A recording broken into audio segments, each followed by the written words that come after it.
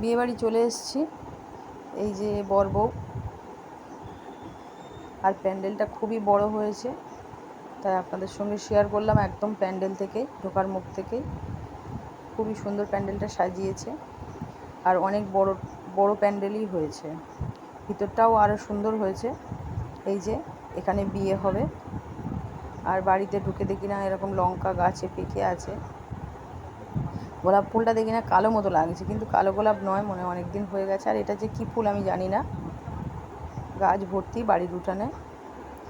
ওই যে বউ দাঁড়িয়ে আছে, কিন্তু দুঃখের বিষয় এই যে আমাদের বিয়েটা দেখা হয়নি। আমি একটু ফুচকা খেয়ে নিলাম। ফুচকাটা ভালো লেগেছে, তবে বেশি খাওয়া হয়নি।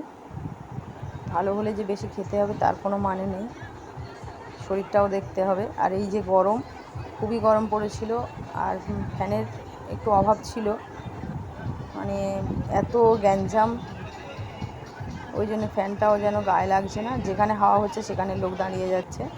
তাই আমি আইসক্রিমও খেয়ে নিলাম।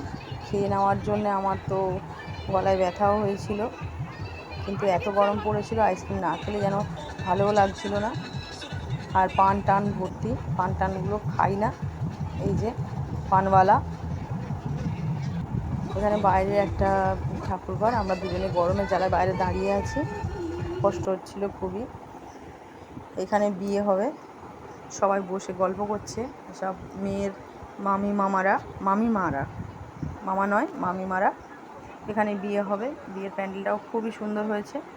আর এই যে আমাদের সোনামা বসে আছে, এই গণেশ বাবাজি বসে আছে, আর শিব পার্বতী। ওইখানে বিয়ে হবে, ওটা বিয়ের ওইখানেই বিয়ে আসর হয়েছে, বিয়ের আসর। আর এই যে বউ, আর পদ্ম ফুলের মালাটা তো খুবই দারুণ, যে ভালোভাবে তুলবো সেটা তোলার সুযোগ হয়নি। এত ভিড়, এত কষ্ট হচ্ছিল গরমে, তার উপরে আর আমি দাঁড়াইনি, চলে এসেছি। আর যে সময় তুলতে গিয়েছি সে সময় মালাটা খুলে রেখে দিয়েছে, কারণ খুললে তো পরে থাকলে মালাটা নষ্ট হয়ে যাবে, ওই জন্য খুলে রেখে দিয়েছে। আর বিয়েটা হাফ হয়েছে, আবার হাফ রেখে দিয়েছে। আর এই যে খাবার প্যান্ডেলে চলে এসেছি, তাড়াতাড়ি খেয়ে বাড়িতে যাব, কারণ এত গরম পড়েছে আমি আর থাকতে পারছি না। খেয়ে বাড়ি চলে আসবো বলে খাবার প্যান্ডেলে লাইন দিয়েছি। আর প্যান্ডেলটাও কত সুন্দর, কত বড় এরিয়া নিয়ে হয়েছে দেখুন।